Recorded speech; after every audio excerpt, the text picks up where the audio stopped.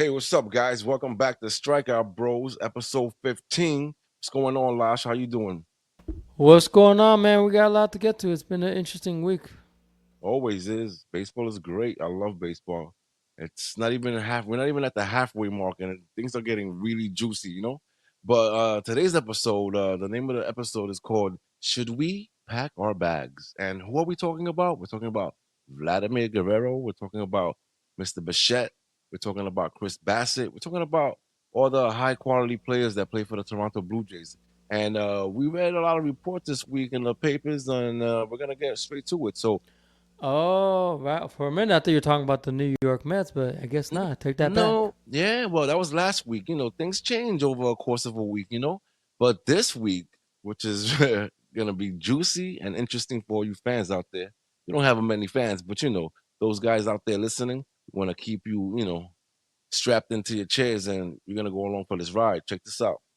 So, Toronto's early season ticket renewal, right, for 2025 signals a fire sale at the trade deadline. And let me explain that. So, usually the subscribers that have these season tickets, right? They usually pay for the following season in August or September, right? But for those guys out there in Canada, the one team they have, right? These are longtime Blue Jay supporters were a bit surprised because they received a notice this week stating that they have to renew their season tickets for 2025 with the first installment due July 22nd. And they're wondering what the hell is going on. And I kind of see what's going on over there. It's like we want to get rid of all these players. We want to start fresh, but we want to secure that money as well. We want to make sure that those seats are filled. So I think it's horrible for the fans, and you can kind of tell what's going on. These guys are like what, 5.5 out of the last wild card, right? And it's funny because if they don't play well, they're playing the Boston Red Sox at this moment, right? And they lost the first two games out of that series. They played the Guardians prior to that, and they were able to scoop two games out of that, right? So they're trying to stay relevant, but it looks like things are going south for them. So if they get swept by the Boston Red Sox, I'm not exactly sure who they're playing next, but if they get swept by these guys, I can guarantee you that there'll be a fire sale prior to the trade deadline. And you know what? They have a lot of good players that I could actually see in different uniforms. Like, man, I would love to see Vlad in a different uniform, not in the Yankee uniform, but I know the Yankees are looking for a first baseman. So seeing Vlad shave and wearing pinstripes would be insane. What do you think, Lash? That sounds crazy, right? Yeah, that'd be interesting. As we already heard, they just recently just traded Cabin Biggio to the LAD. LA Dodgers. So that was the first piece of their many star players that have already been traded. Biggio is the son of Craig Biggio, the former Houston Astro great. Amazing But star. yeah, the one thing I never understood. I never understand the concept of being a season ticket holder fan because the way I look at it, right, you spend so much on these tickets, and the thing is I feel like if you're gonna buy a season ticket, you gotta make sure you can go to at least 90% of those 40 plus 80 games. I mean that are at home. What happens if you can't make it? You guys try to sell the tickets.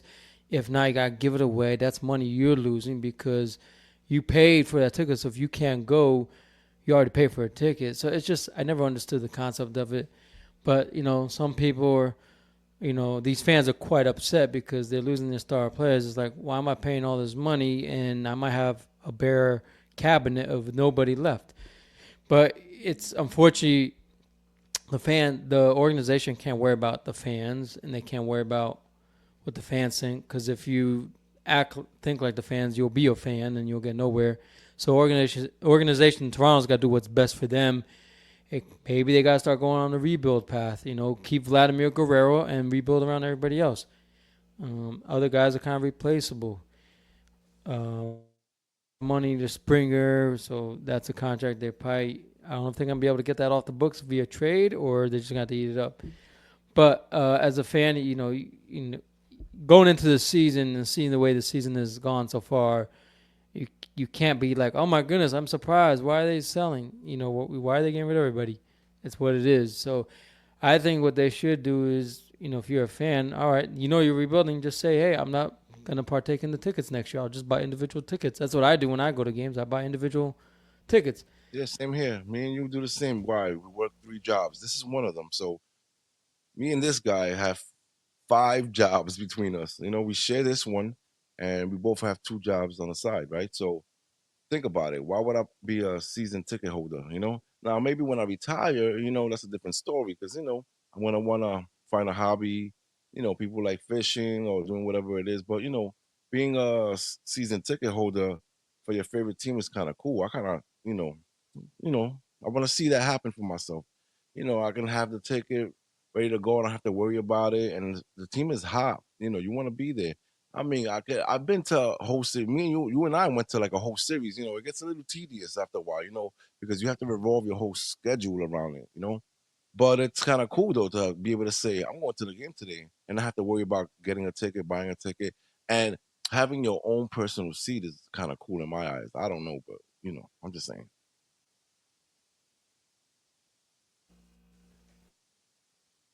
No, it definitely is fun. It allows you to feel like you're part of the organization. The team is kind of invested in you as the fan by giving you the option to pick the seat that you want for the game, for the games that you're going to be attending for the year. So that is kind of exciting.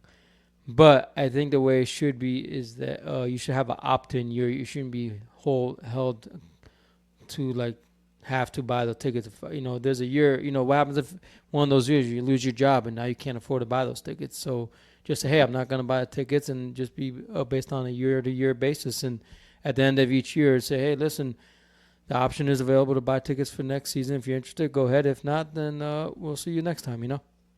Yeah, I feel you. But, like I said, these guys have a lot of great players. So if anybody's gonna be, dropping players like that, it's gonna be interesting to see because like you said, George Springer, I forgot about him. He's there too. And you have Chris Bassett, he's having a decent year. They have a lot of good players that can be, total assets to a team that's trying to make the postseason. Like, half of the the league is fighting for this last wild card. It's kind of crazy. Even the Mets now, they're doing so well. They're the hottest team in baseball right now.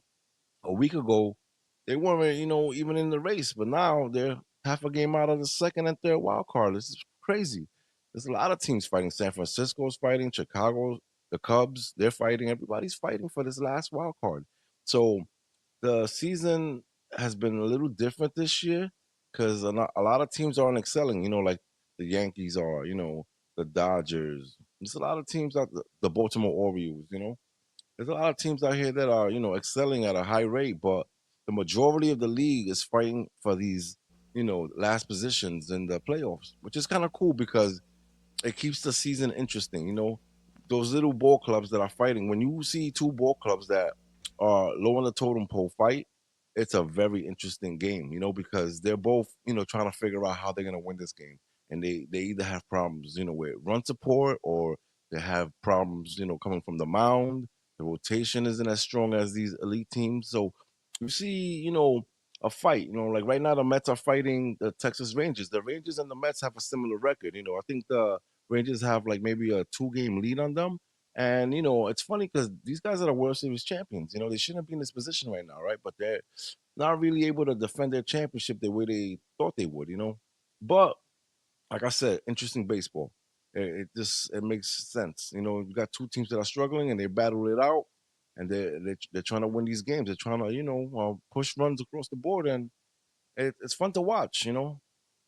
And let's see what happens. I think that if Toronto doesn't, win the next couple of games, or they don't go 7 out of 10 in the next couple of weeks, they're definitely going to be sellers. And I would love to see at least one of those guys land on our side. George Springer, what does he play? He plays third base, right? Or is he an outfielder? I'm not I 100% want to sure. say he's outfield. He's outfield.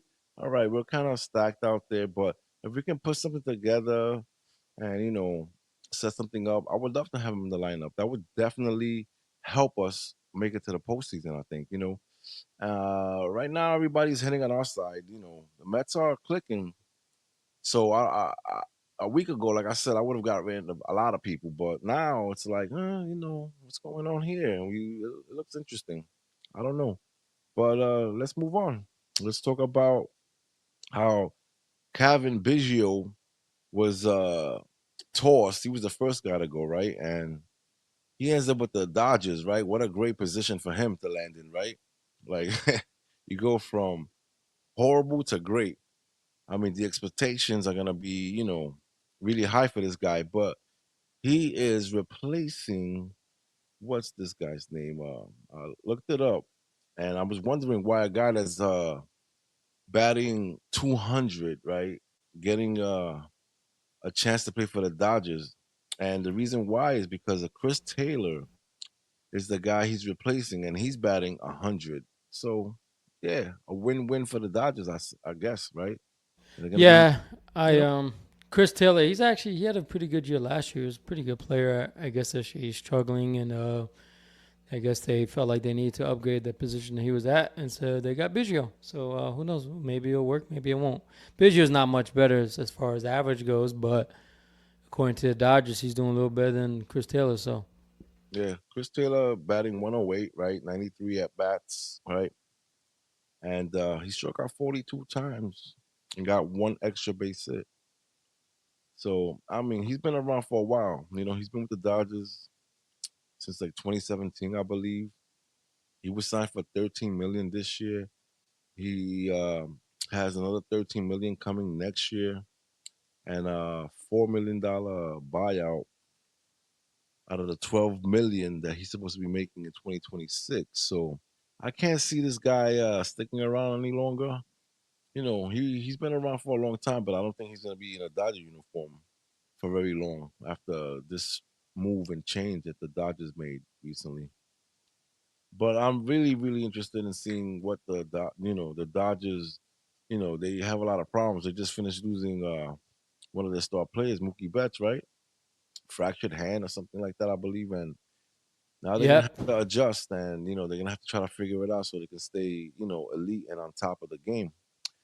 So, like I said, if the Toronto Blue Jays are sellers, then I can definitely see the Dodgers looking in and saying, who can we scoop up here to better our team while Mookie's away. You know, Out of all the teams that might be sellers, I think the Toronto Blue Jays have the most assets, and they'll come out on top because I feel like they're gonna get top tier prospects for these guys. And it's a shame because I remember a couple of years ago I would always say I don't understand why the Toronto Blue Jays can't compete. They have a lot of great stars, and a lot of these guys are offspring, from like these MVP caliber type players, and they just can't figure it out. They can't figure it out. So, it's a really hard division to play in. I understand that.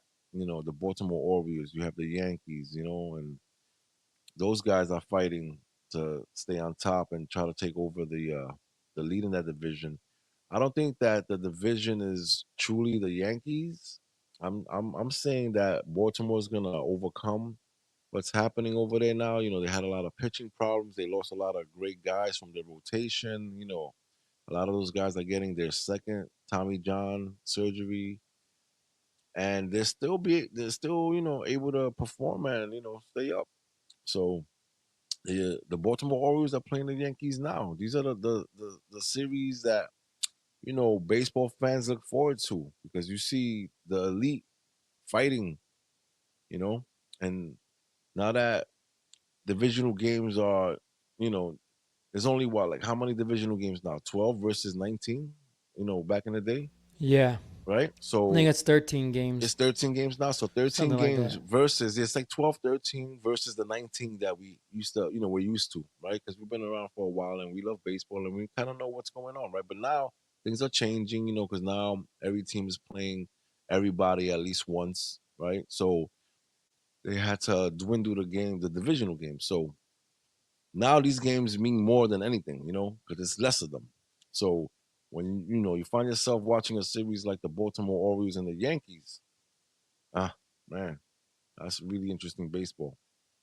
That stuff is happening right now as we speak. You have the Baltimore Orioles playing, and what's the score over there, Lash? This is the second game of the series, I believe, right? They Yeah, they just gave up 3 run home run, so it's 5-4 Baltimore. They're gonna lose this game, but it's what no, it is. no, no, stop talking like that. I don't believe that for a second. 5-4, Baltimore is a strong club, and we'll see what happens. But like I Yankees said, are a very good team. They got yes, better they are. offense. Yeah, it's okay. That's what you say, But when I look at the overall, you say that, but it's easy to shut down, a Judge and Soto. You don't have to pitch to them, You don't. We really don't have to. You really don't have to.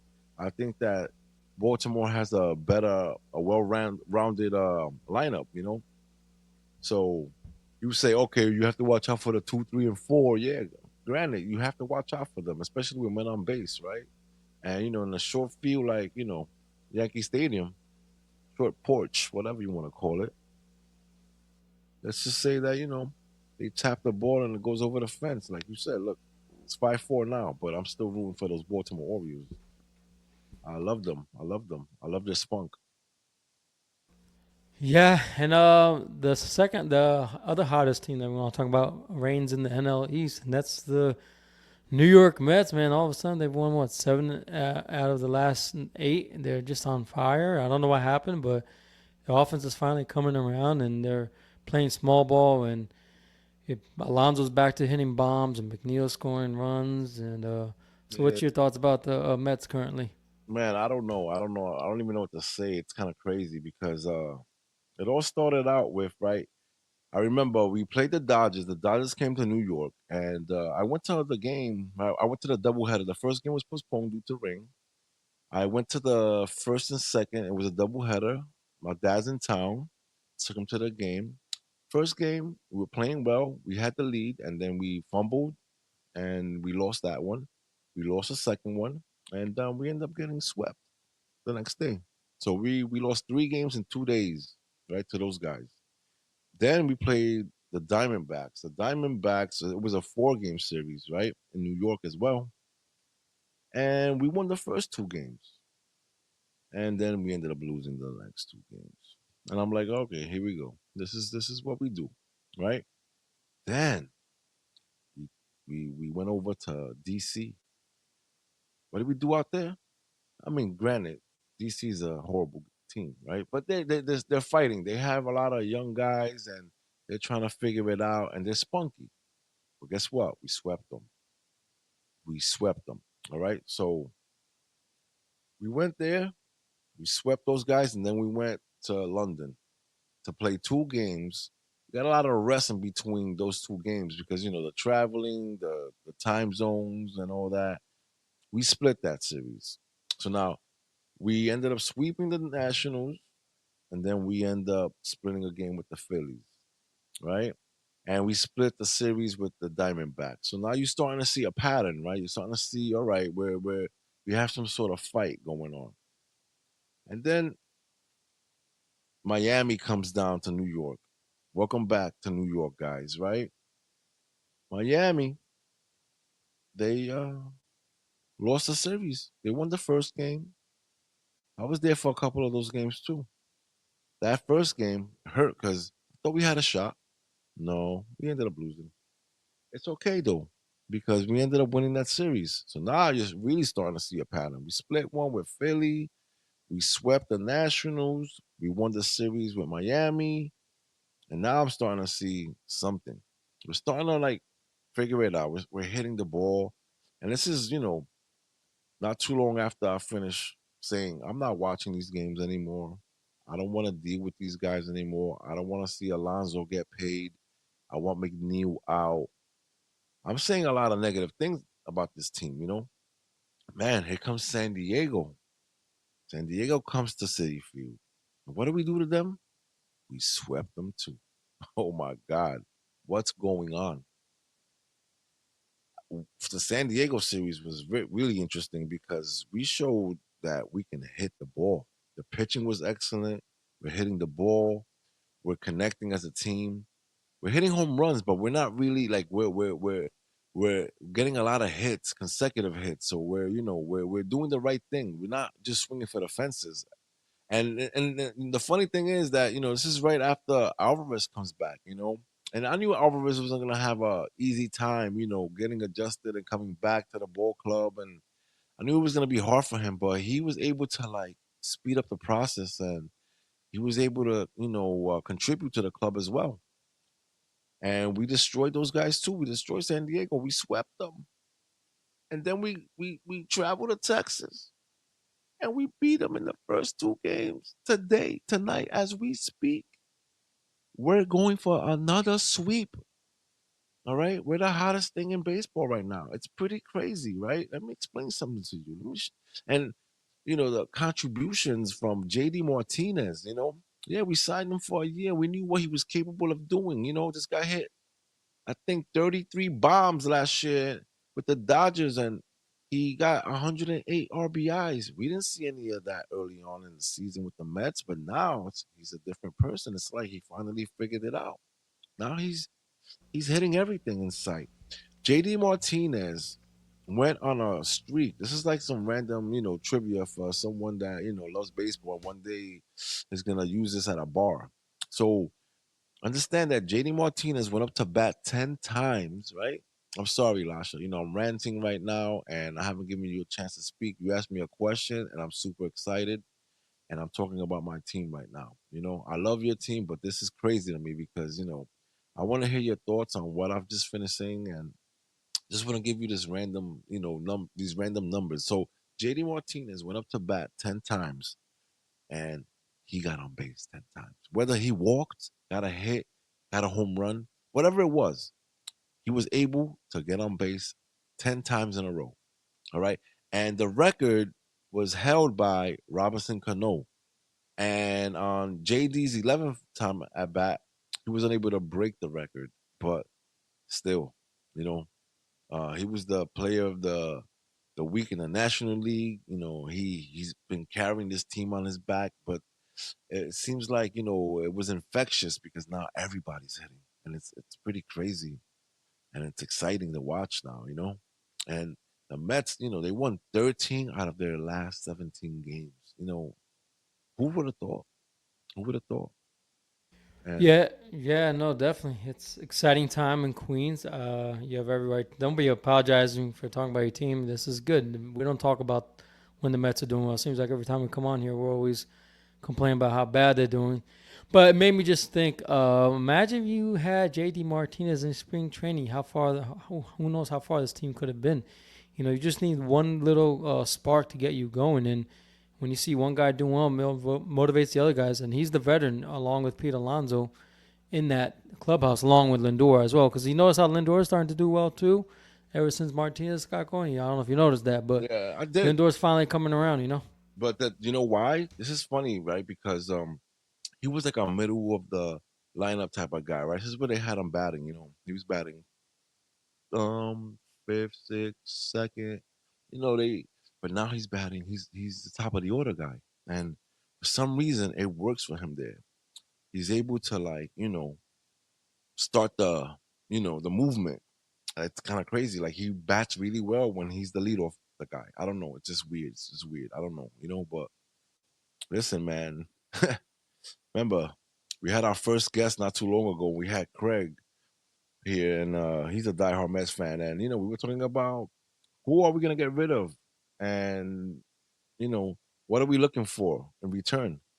So now it's more like who do we get to try to come over via trade and to contribute to make ourselves even better. Now, do we look for pitching? Do we look for another guy in the middle of the order to add to the Alonzo JD, 3-4. I don't know. I don't know. It's interesting. It's something to watch. Like I'm excited. What? Listen, I know we're not gonna make even if we make the playoffs, the Mets have this thing. They play well for a ride. For a while we go for a ride, and then the debacle. That's what we call it around here. Me and Craig, we see each other a lot. I talk to you a lot, and for years now we call it the debacle. Like, oh, the Mets debacle is coming soon. It's like a movie. A blockbuster movie. It always happens.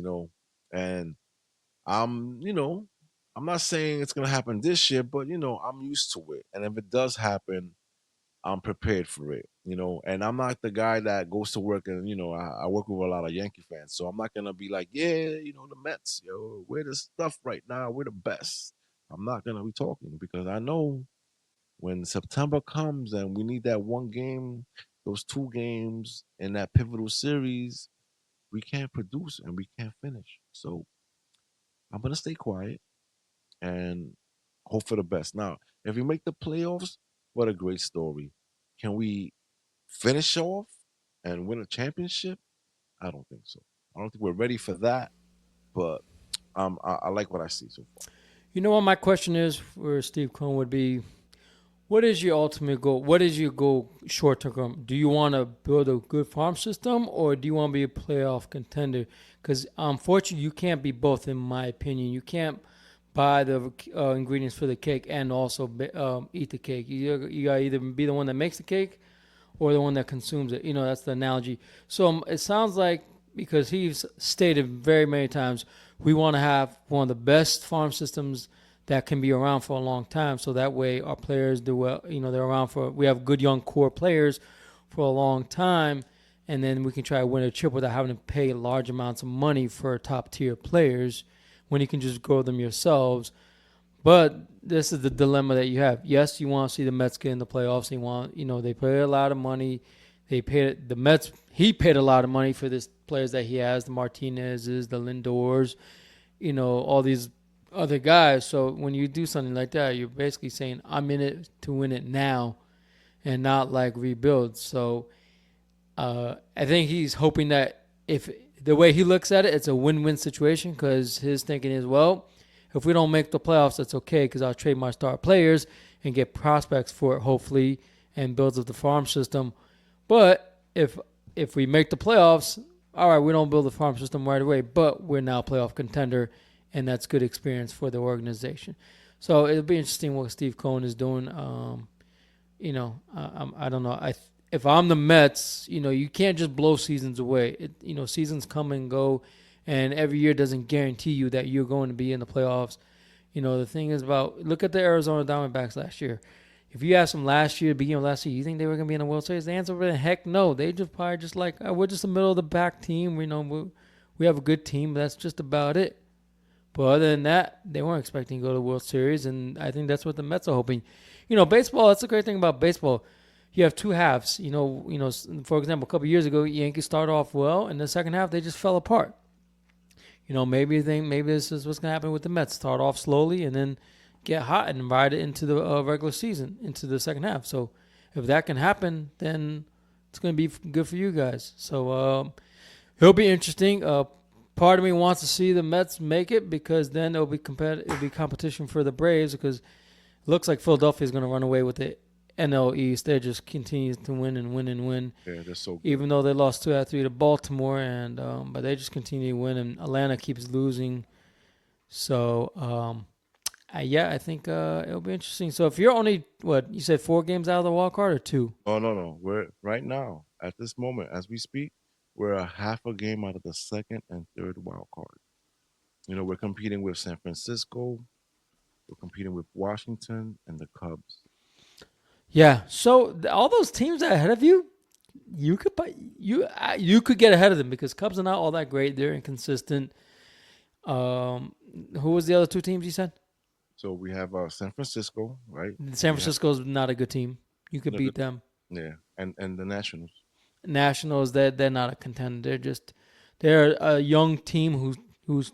I like the Nationals because they kind of remind me of the Orioles 2 years ago, when they were up and coming. They fought like heck. They were not an easy out, and they're gonna get the money's worth. And so I think that's what the Nationals are this year. I think next year they'll be contenders. But all those teams ahead, San Francisco, Chicago, the Nationals, the Mets could easily pass. I think they have a better rosters than all those teams. So the question is can the Mets starting staff play up to the potential that they're currently playing now, which is pretty well Yeah, for a bunch of guys that were cast offs from other teams. So it'll be interesting. yeah, I agree with you. And the funny thing is that Chicago's coming up soon. We're gonna play them in the next couple of days. And the litmus test is coming as well because we have to play the Yankees. Are we gonna be able to play the Yankees? I mean, if we bring momentum, going into the Yankees series, which is only 2 games, I wouldn't mind splitting it, and taking two would be amazing. But going 0-2 with the Yankees, I'm not gonna like that at all because right now we're trying to build something, and we want to stay, on top of things. Like I said, if we win tonight, excuse me, if we win tonight against the Rangers, not only did we sweep them, that'll be 8 games in a row.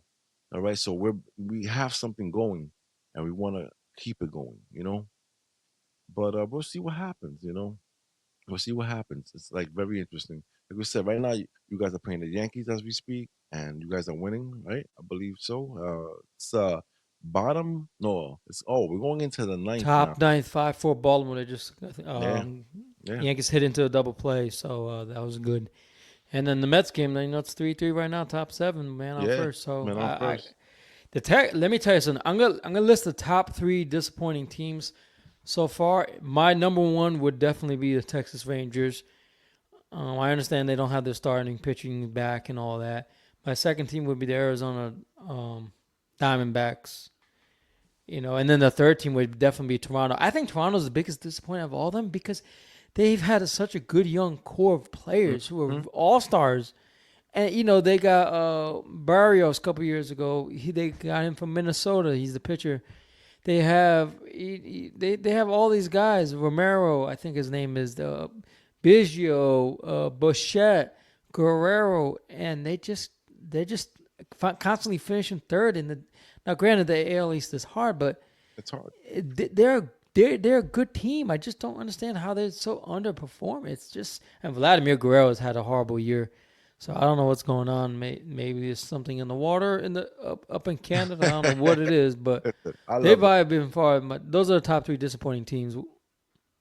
Yeah, there's a lot of teams out there in the majors that I really like and love, right? And Toronto's one of them because like I said, they have a lot of offspring, and you want to see those guys. And when you see them all together on one club, it's special. You would love to see them succeed, but it's not happening. Baltimore's another team that I love. I love the energy that those guys bring to the table, and being your boy for so many years, I seen your struggle, but then I saw the build up as well, and I saw the growth, and I like to see you smiling, you know, say my team is doing well, and they are, and I want to see them. I want to see them up there. I want to see them win that championship, and hopefully, they do it before the Mets do it, because the Mets are in the same situation that you were in a couple of years ago. But now you guys actually have a team that can actually make it happen. So I want to see you guys pull it off. And you never know. Maybe in the next couple of years, it'll be, a Baltimore Orioles versus Mets World Series. And I'm not going to be, so nice when that happens. But it's gonna happen. I have a feeling that it can happen. All these older teams that spend a lot of money on these veterans and they want to spend the big bucks to win now. Those teams don't last forever, but a team like the Orioles can definitely repeat, repeat because they're young and they're hungry. And they don't owe and those guys are under control for at least 4 to 5 years, so you don't have to pay them Exactly, big bucks. That was the exactly. problem with Baltimore when they had Machado's and Melvin, Jonathan Scopes and the Zach Brittons of the worlds was that they were good young pieces, J.J. Hardy, but the problem was is the contracts were due and they were not good, and they couldn't afford to re-sign him.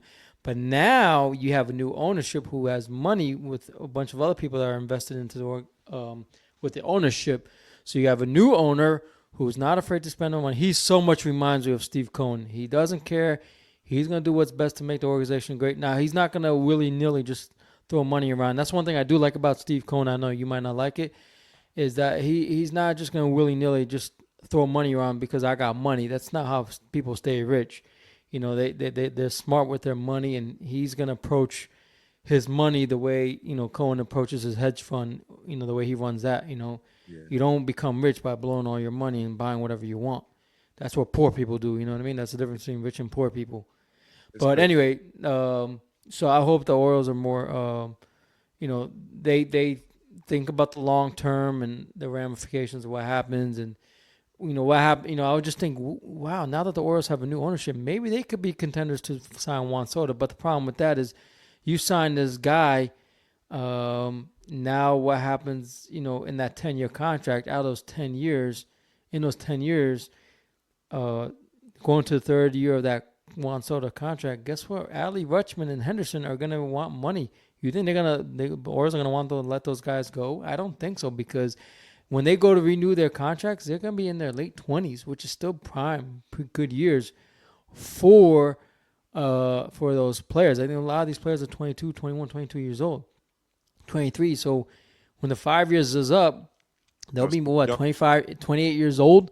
Still So young. that's still good. Look at Juan Soto. He's a perfect example. Yeah, He's gonna get big contract. He's under 30, so it's worth the money. You know it what I mean? is. It is totally. Not only that, this guy's a champion already. Just crazy, And he's played for a lot of teams, and he's been able to like move and produce. You understand? Like, okay, the perfect example, Lindor. Lindor was great when he played for Cleveland. When they were back in the day when they were still the Indians, right? He was really amazing, right? He's a guy that you say, "Wow, I wish I had that guy on my team." Then the transition over from there to New York, for some reason, it just didn't happen. Soto was able to do it so many times over. He played for Washington, was able to help them win a championship. Then they couldn't figure out the money situation. They traded him. He went to San Diego. He was able to produce over there as well. And it's funny because that San Diego team reminds me of the Toronto Blue Jay team right now. They had a lot of stars, and for some reason, they were unable to finish. They were unable to do it. All right. So then he goes from there and he moves on to the Yankees once again, right? He's moving you know, from the East to the West in the National League and then going back to the East in the American League. And once again, able to produce right off the bat, like with no problem. It wasn't, it, The transition was easy for him. And this is why he's a great star. And, he can totally carry a team on his back, you know? So, whatever. We'll see what happens with that. But we're coming to the end of the show, and we're gonna talk about the head of the week, and that's JD Martinez. Once again, like I say, he's been carrying the Mets on his back, and this week, he hit 450, three homers, nine RBIs. That's insane. You know, like you said, that was interesting. That little comment that you said not too long ago about imagine if we had JD Martinez during spring training. Maybe he would have been able to ramp it up a lot earlier, and maybe we would have been able to win a lot more games. Those little close games that we lost. We lost a lot of close games, these 1-run games, 2-run games. And if he would have been around for spring training, and then it took him a while to actually get to the team because he was still in Florida trying to figure it out. And he said, "I'll join the team when I'm ready."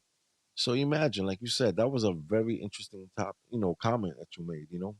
But the pitch of the week, like we were talking about earlier, you said that the Washington Nationals have a really young ball club and they have a lot of stars that can help this team grow later on in the future and they can be competitive later, right? Mackenzie Gore, he went 7 innings, struck out 10, allowed 5 hits and one earned run, beating Miami 3-1.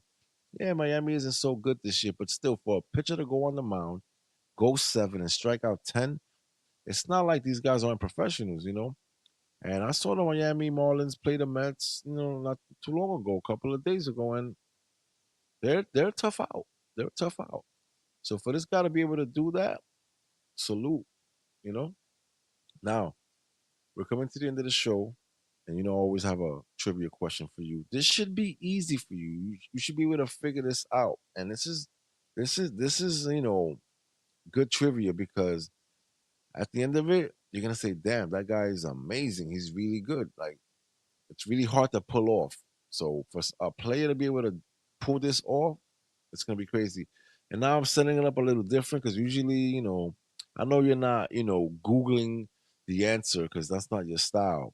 But usually I put the question in the notes. I never put the answer in the notes, but I usually put the question in the notes. And I know you don't really look at the notes because you like to fly off the cuff because you're so good at this. But the question: Who is the only player in MLB history to hit 40 home runs and collect 70 steals in one regular season? Well, the only guy I could come to mind and think about is the great Ricky Henderson. That would be my guess. That's a good guess, but you're wrong. Ah, I just you know That's a what good draw my guess. my other guess would be again give me three guesses. My other one Okay, would be sure. Ronald Acuna. Yes, sir. You got it. You got it. All right. So let me The explain some. steals was what draw my attention, not the Yes, home of runs. course. Yeah, because he's still, that guy. He's that guy. It's funny because the steals in the I think game, he did that last year and too. yeah, that exactly happened last year.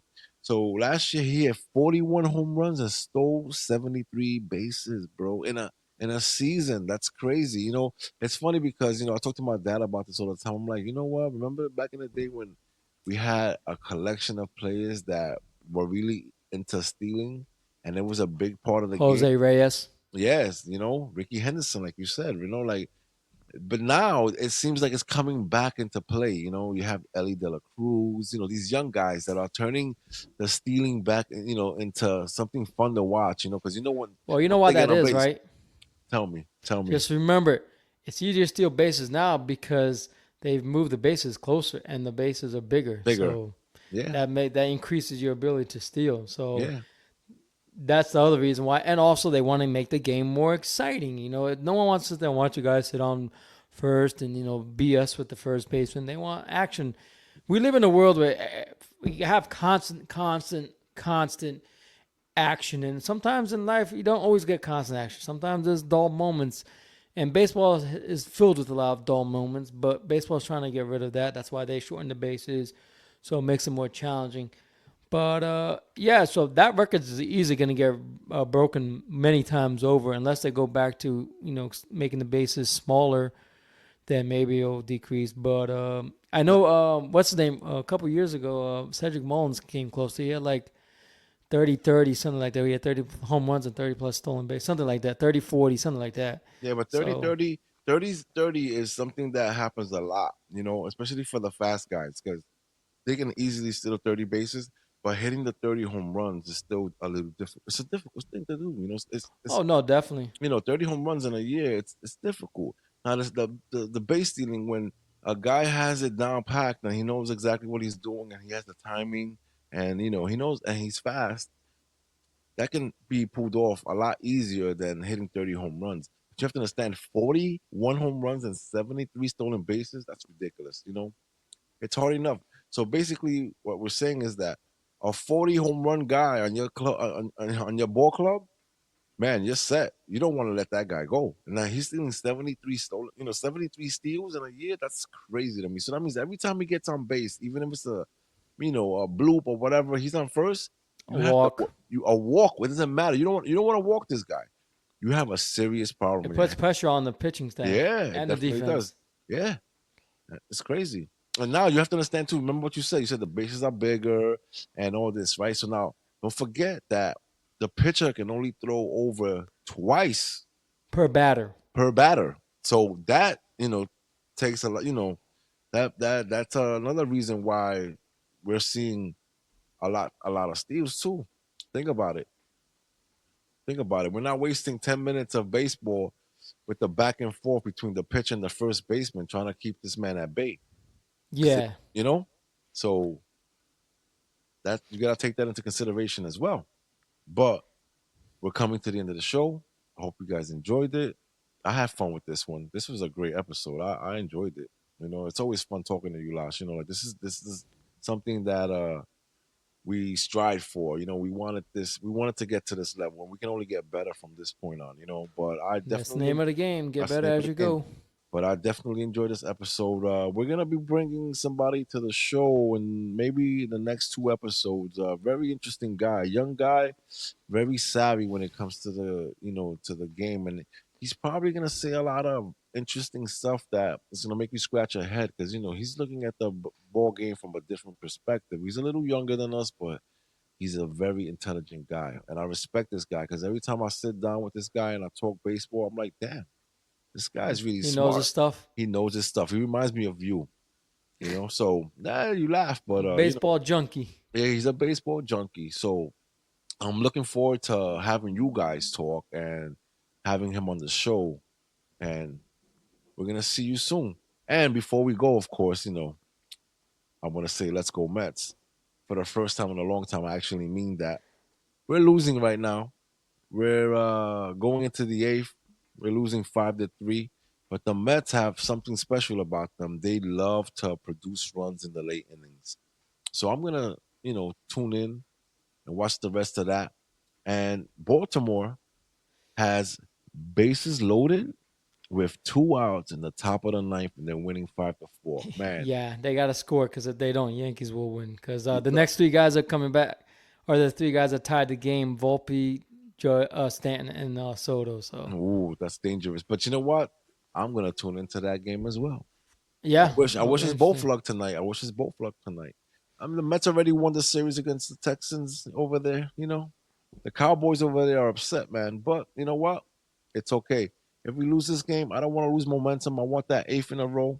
But it's okay if we don't get it, because we still won the series and we have something It's going. about momentum, win series, not sweeps. Exactly. You always say that. My dad always says that. As every time you win series, you go 2 games ahead of that team you just played. Think That's about right. it. Yeah, 100%. 100%. But I wish us both luck tonight. And I want to say good night to all. And we'll see you on the next one.